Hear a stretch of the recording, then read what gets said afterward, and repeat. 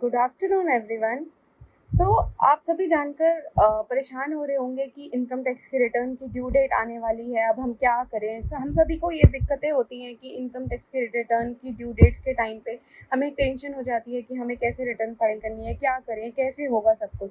तो ये छोटी सी वीडियो मैं आपके लिए लेके आई हूँ। मेरा नाम है CA Anjana Goyal. I have qualified in November 2012 and आज मैं आपको कुछ छोटी छोटी बातें बताने जा रही हूँ जिससे कि आपको क्लैरिटी होगी और आपको थोड़ा सा डर लगना कम होगा कि आपकी इनकम टैक्स की रिटर्न की ड्यू डेट आ रही है। तो ये बिल्कुल सही टाइम है। आप अपनी रिटर्न के लिए प्रिपेयर हो सकते हैं, जान सकते हैं कि क्या क्या इन्फॉर्मेशन आपको रिटर्न के लिए चाहिए। तो चलिए हम इस वीडियो को स्टार्ट करते हैं। सबसे पहले आपको रिटर्न्स के लिए क्या क्या मैंडेटरी डॉक्यूमेंट्स की रिक्वायरमेंट होती है। सबसे पहले आपको अपनी रिटर्न में नाम, address, contact details, pan number and आपको पैन का प्रूफ जरूर डालना चाहिए अपने CA को अगर आप किसी और के थ्रू रिटर्न फाइल करा रहे हैं, ताकि आपकी रिटर्न सही फाइल हो। देन आपको बैंक अकाउंट डिटेल्स अपनी प्रॉपरली देनी चाहिए और specially in cases of refund आपको बैंक अकाउंट की डिटेल्स वही देनी चाहिए जिसमें आपको रिफंड फाइल कराना हो। देन आपकी इनकम के अकॉर्डिंग फॉर्म सिलेक्ट होना है। आपको ITR 1 फाइल करनी है, 2 करनी है, उसी अकॉर्डिंग आपकी रिटर्न का फॉर्म सिलेक्ट होता है। देन आपका रेजिडेंशियल स्टेटस आपको चेक करना है। उसके बाद ही आप आगे फर्दर मूव कर सकते हैं। अब आपको रिटर्न में कौन कौन सी इनकम की डिटेल्स देनी है, सबसे पहला क्वेश्चन।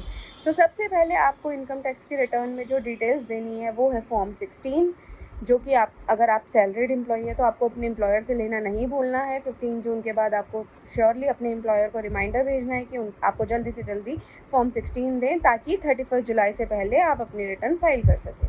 देन अगर आपकी कोई हाउस प्रॉपर्टी है और उससे आप कोई रेंट इनकम जनरेट कर रहे हैं, और अगर रेंट नहीं भी कर रहे, आपने कोई होम लोन लिया हुआ है घर खरीदने के लिए, तो आप उसके इंटरेस्ट की डिडक्शन ले सकते हैं under income from house property.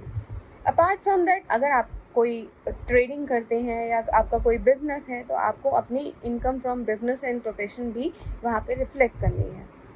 उसके साथ साथ आपको, अगर आपने कोई इन्वेस्टमेंट्स करी हुई हैं, fix deposit, dividends, other any sale of assets in which you have got through any capital gains, then you need to mention that in your return as well. Apart from that, if you have won any lottery and received any gift from any non-related party or other than the prescribed higher limit, then you have to mention all those details. So for just a small suggestion or tip here is, if you are getting your return file from anyone else, not yourself, then you should submit all your bank statements with the receipt remarks in the receipt section that these are the sources of income. If any receipts are in the nature of gift from related party which are exempt in income tax, you are not required to mention that.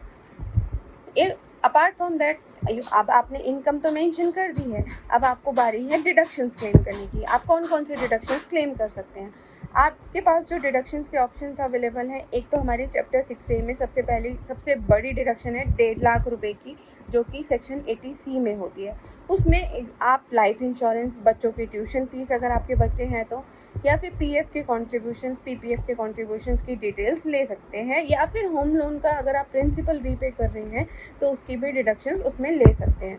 अब 1.5 लाख के ऊपर आप कौन कौन सी deductions ले सकते हैं। सबसे पहले आप हेल्थ इंश्योरेंस के लिए अगर आप पे कर रहे हैं तो 80D में आप वो डिडक्शंस क्लेम कर सकते हैं। 80G, अगर आपने किसी NGO को डोनेट किया है जो कि 80G का सर्टिफिकेट आपको दे रहे हैं, तो आप वो क्लेम कर सकते हैं। देन सेक्शन 10 की एग्जेम्पशंस होती हैं। अगर आप सैलरीड एम्प्लॉयज़ हैं, आपको HRA मिल रहा है और आप रेंट पे कर रहे हैं, तो आप HRA की एग्जेम्पशन भी ले सकते हैं। उसके बाद आपका TDS जितना भी डिडक्ट हुआ है, आपको वो सारे TDS के डिडक्शंस अपने फॉर्म 16A में दिख जाएगी और वो आपको अपने रिटर्न में मेंशन करना नहीं भूलना है। उसके बाद आपकी जितनी भी सेविंग्स की, फिक्स डिपॉजिट्स की और अदर रेलिवेंट पोस्ट ऑफिस की बैंक स्टेटमेंट्स हैं, आपको सारी कोलेट करके अपने पास रखनी है, उसको थॉरोली गो थ्रू करना है। उसी के बाद ही आप अपने डॉक्यूमेंट्स आगे दीजिए इस रिटर्न फाइलिंग के लिए, या अगर आप खुद फाइल करें तो उसको अच्छे से देखिए। इसके साथ साथ आपको एक नई चीज़ मैं बताना चाहूँगी कि इनकम टैक्स में एक नया फीचर आया है। जब आप इनकम टैक्स का लॉगिन करते हैं तो आप अपनी सारी इनकम की डिटेल्स वहाँ पे भी देख सकते हैं, जैसे कि फॉर्म AIS एंड TIS, जिसमें आपकी सारी इनकम की डिटेल्स, अगर आपने बैंक से कोई एफडी का इंटरेस्ट लिया है तो वो भी वहाँ रिफ्लेक्ट करेगा, कैपिटल गेन की ट्रांजैक्शन हुई है वो भी वहाँ रिफ्लेक्ट करेगा, जितना भी टीडीएस आपका डिडक्ट हुआ है वो भी वहाँ दिखेगा. This is apart from 26 AS. So don't get confused in AIS and TIS. So make sure to file your return on time, and if you need any help, you can contact me. My name is CA Anjana Goyal, and you can see the details in the description section. Thank you so much.